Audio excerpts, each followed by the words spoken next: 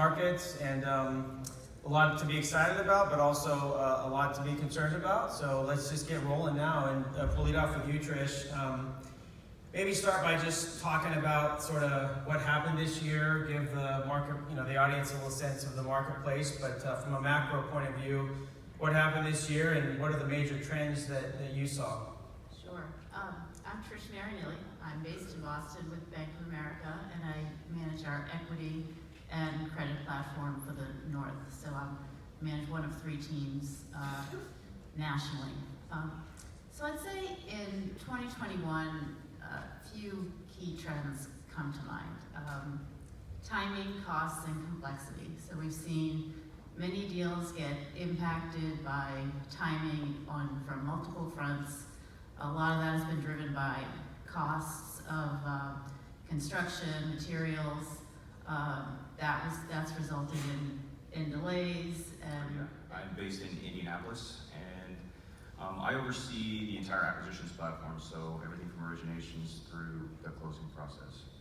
I mean, Trish touched on this a little bit with the impact of COVID and how that's impacted supply chains. It's also really impacted the labor market, and so it's creating this compounding effect of delays into the closing process. We can't get permits issued as quickly because maybe there's not as many people on the city side that are able to process the information. Those delays lead to delays in supply chain orders. I'm hearing that some of my developers, for example, have their entire window package sitting on a boat just off the coast of California right now. And that is all creating this compounding effect on delays, which Trish touched on. Something we never anticipated. What emerges for you as some of the key lessons learned that we can learn from here? I think the first lesson that everybody has learned is that we're just all really grateful to have our family, our friends who are family, that we have roofs over our head, and I think that we work in an industry where we get to help people, right? And that it's so important that we all have come together, so I really think that that's like the number one lesson that's been learned. I think a lot of people have really reevaluated what they're doing and are, making changes that incorporate, just think about their community a lot more. So I think that's one thing that we've all learned. But I also think one of the things that we've learned in this industry is that we can all come together. I think that everybody was able to work with their developer partners, work with the various contractors, make sure that everybody's tenants are doing well. We did not really see a huge issue in our portfolio. We saw a little bit of lag, but we saw also our developer sponsors who are working with their tenants and making sure that they didn't have to move out. So I think we learned that we can be creative. I also learned that I can join a new company at the beginning of COVID, never meet the people that I work with for a little while, and communication was just fantastic. So I think we all learned how to communicate. I'm Amy Dickerson. I'm with Hunt Capital Partners. We're a national syndicator. And ESG, it's one of those things where I think a couple of years ago, none of us had really, maybe we'd heard of it. It's been around a long time, but all of a sudden it started building momentum, and now it's kind of one of 3 things that anybody can ever talk about. And I think, what we're seeing is a lot of companies that may have been in the space but had taken a little bit of a breather now coming back with social allocations in their companies that are not small. Some of that's getting allocated towards affordable, some of it's getting allocated in other directions. And so we are seeing, I don't know that, there probably are a few new players that are paying attention to this space, but we're definitely seeing folks that were in the space coming back to the space as a result of ESG. And the other thing we're seeing is I think when COVID started, I felt like I did grids for COVID, right? It was, show me what happens if you go an extra 24 months. Show me what happens when your costs go up. Show me what happens. And we're still doing that. But now it's, show me who are your sponsors. Show me how much environmental. Show me what that census tract looks like. Who am I serving?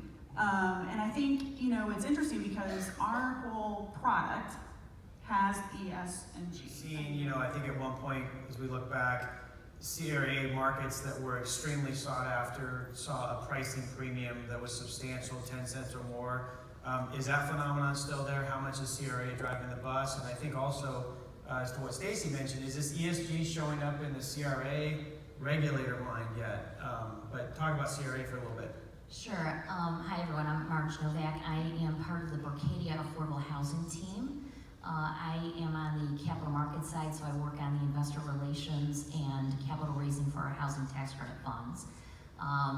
Under the leadership of David Leopold over the last year, we have significantly expanded our affordable platform and our mortgage banking, investment sales, and our tax credit syndication group. We now have 125 individuals dedicated to this affordable space. A lot of them were here at the conference. If you didn't get a chance to talk to them, reach out to them if there's something we can do for you in the next couple of weeks. And CRA is going to continue to be the driver in this industry, the number one driver. 85% of the equity raised in the industry is still coming from bank investors that are largely driven by CRA. I don't see that changing now with the fact that the OCC proposed rule is gone. I don't think anyone's anticipating any significant changes in CRA anytime soon. As Marge mentioned, that return differential, we just had Fannie and Freddie on the stage, and what kind of role are they playing right now? And are they, quote, just another investor in the market, or are they filling an essential gap, let's say, in the market right now, let's say in rural areas or places where you're maybe not attracting CRA-motivated investors? What are you seeing? So I'm John Jablonsky from the National Equity Fund. I'm on the investor relations team focused on mostly proprietary investors as well as new investor business development in the central region of the country. So we do have Freddie as a proprietary investor. I think it's pretty well known at this point that, especially coming off of the panel right before this one, that their upper limit of their allocation increased significantly towards the end of this year. I'm happy to say that we've essentially maxed out that allocation portion that we get at National Equity Fund for next year. Most of that we've seen, and the most success we've seen come out of that has been around the farm worker housing, the rural housing, areas with persistent poverty. And from our perspective, they are filling a gap. We wouldn't be able to place as many deals and do as many deals and provide as much housing in those markets if it weren't for Freddie really focusing in on those areas. That's great to hear. Yeah, vacancy rates, reserves, construction schedules. Put it all on the table in terms of what have you specifically said? Going forward, we're going to underwrite to X or Y. What do you see? Yeah, look, most of this was probably already absorbed by the market in 2020. The terms came out very quickly. We as an industry do a really nice job, I think, of adapting to disruptions in the market, which seem to happen every year. We certainly, I talked about a little bit of the COVID delay buffer that we've built into transactions, but the big emerging theme from my perspective, at least from what I observed, was this flight to liquidity, this flight to quality. So, and we'll talk a little bit about that later, I think, but the focus is really around sponsorship. And it's a delicate balance for us because we were talking about ESG initiatives earlier, and there's a much heavier emphasis on the impact that your transaction is having in the marketplace. And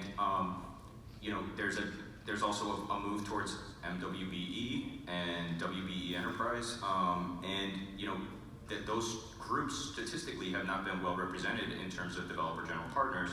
And so balancing the need for the LIHTC and financial wherewithal with the desire to have a broader social impact has been a bit of a challenge for us.